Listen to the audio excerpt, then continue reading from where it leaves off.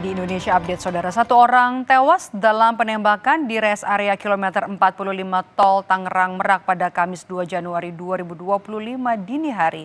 Korban merupakan bos rental mobil. Depan portal. Mobil mana? Mobilnya di mana? Maksudnya gini aja, kalau mau di depan, kita kiri apa mau di kanan nih? Saya mobil di depan, kita kiri. Kami hadirkan rekaman video sebelum peristiwa penembakan terhadap pemilik rental di rest area kilometer 45 Kabupaten Tangerang, Banten.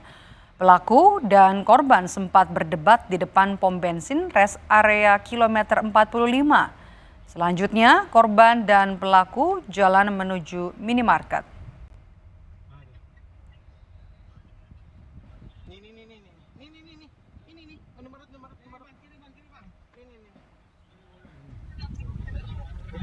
Jangan di situ ya, munduran. Portalnya jangan kita. Portalnya.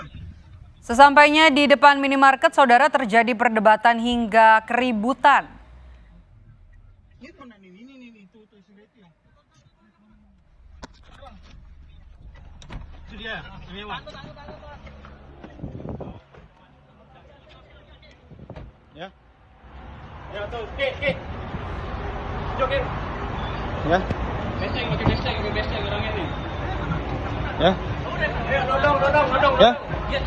Paling mobil. Ya. Ini buat.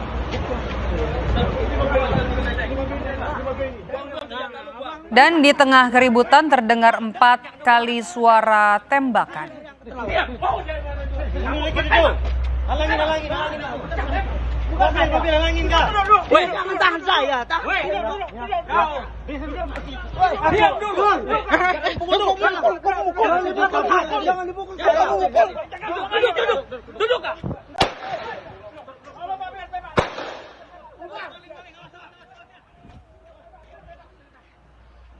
Ya. Maling mobil.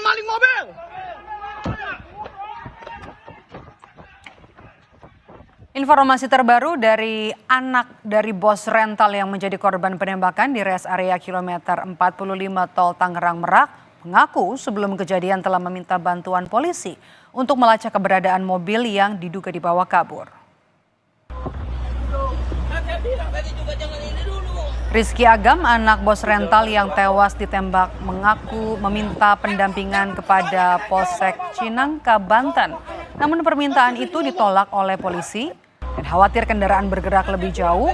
Ia dan sang ayah pun akhirnya mengejar mobil sesuai dengan lokasi yang ditunjukkan GPS.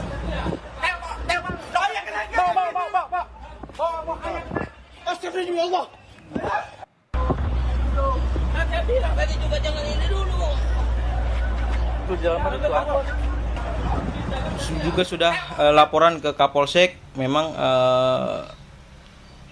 tidak bisa untuk mendampingi saya bersama tim untuk mengambil mobil tersebut.